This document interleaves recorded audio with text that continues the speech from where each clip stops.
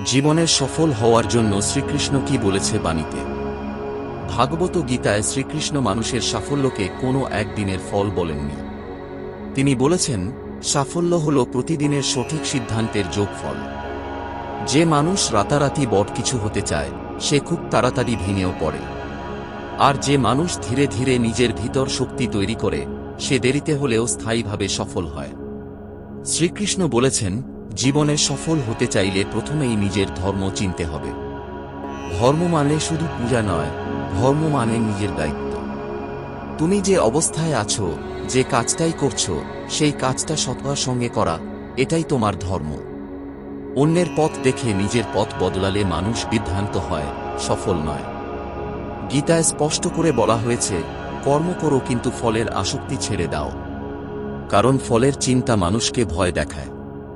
ভয় মানুষকে থামিয়ে দেয়।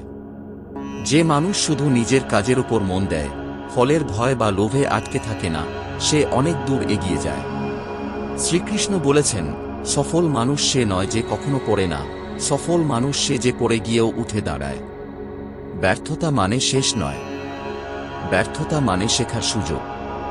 যে মানুষ ব্যর্থতাকে অপমান মনে করে, সে পিছিয়ে যায়। আর যে মানুষ ব্যর্থতাকে শিক্ষা মনে করে, সে আরও শক্তিশালী হয়ে ওঠে। গীতায় বলা হয়েছে, মন মানুষের বন্ধু, আবার মনই মানুষের শত্রু। সফল হতে চাইলে নিজের মনকে শাসন করতে শিখতে হয়।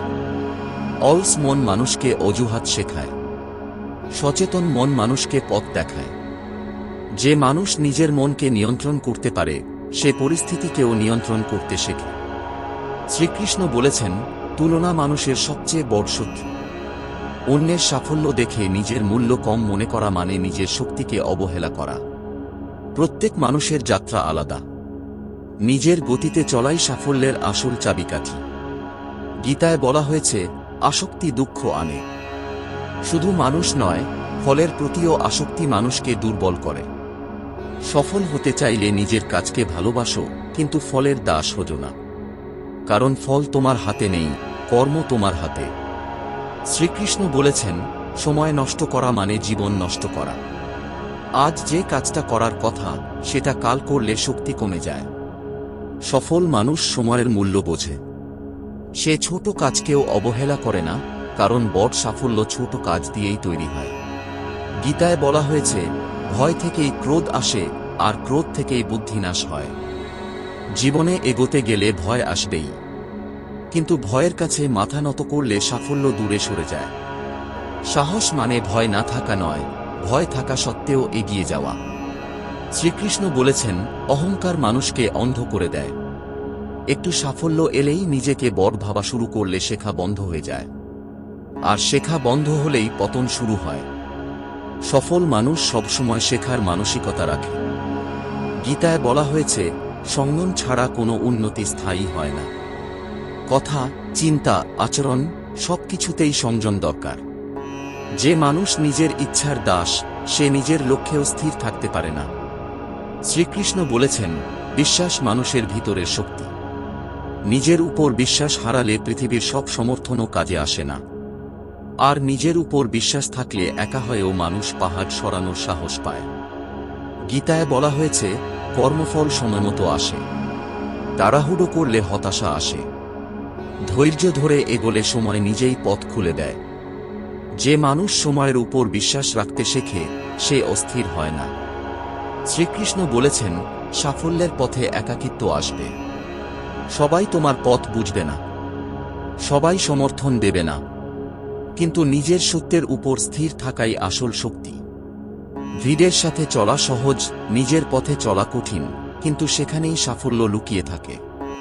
গীতায় বলা হয়েছে, আত্মা অমর। শরীর ক্লান্ত হতে পারে, মন হতাশ হতে পারে, কিন্তু ভিতরের আত্মা কখনো ভাঙে না। এই উপলব্ধি মানুষকে অজেয় করে তোলে। শ্রীকৃষ্ণ বলেছেন, জীবনে সফল হতে চাইলে কৃতজ্ঞ হতে শিখতে হবে। যা নেই তার জন্য কষ্ট না করে, যা আছে তার জন্য কৃতজ্ঞ হওয়া মানুষকে মানসিকভাবে শক্তিশালী করে। শ্রীকৃষ্ণ বলেছেন, জীবনে সফল হতে চাইলে প্রথমে নিজের ভেতরের অস্থিরতাকে চিনতে হবে।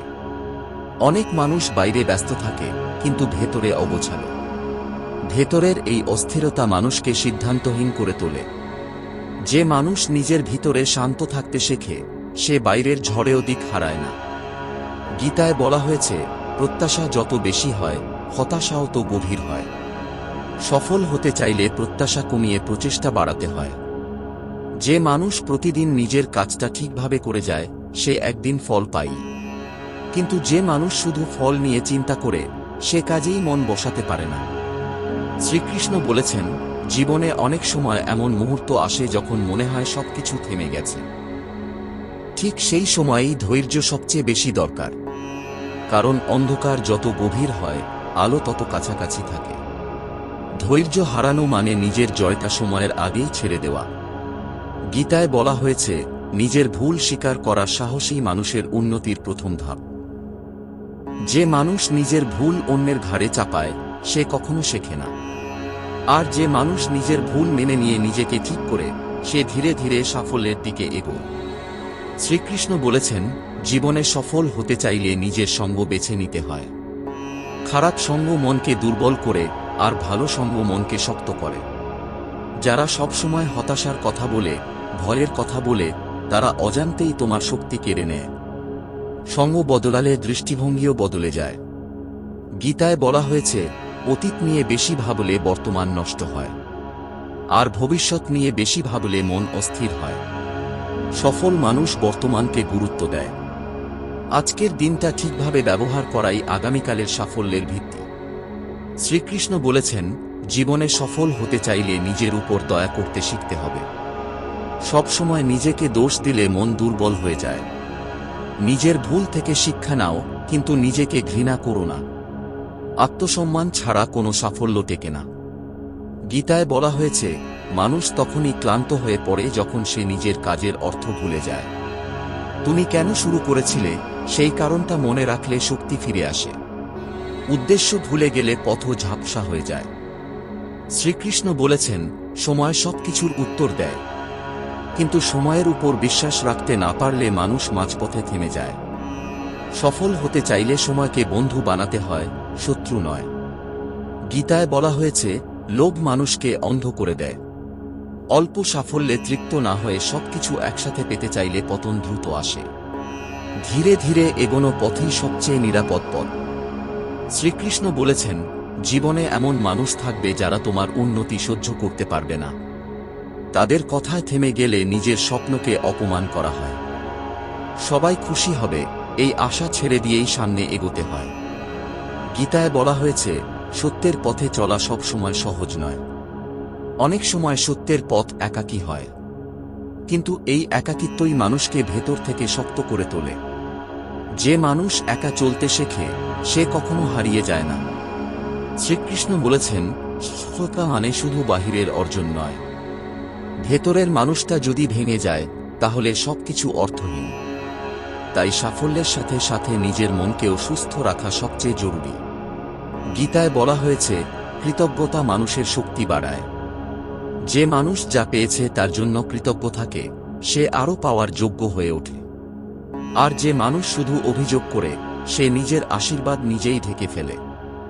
সবশেষে শ্রীকৃষ্ণ আমাদের এই কথাটাই বারবার মনে করিয়ে দেন, জীবনে সফল হতে চাইলে নিজের কাজে নিষ্ঠাবান হও, নিজের মনকে নিয়ন্ত্রণে রাখো, ধৈর্য হারিও না, আর কখনো নিজের মূল্য ভুলে যেও না।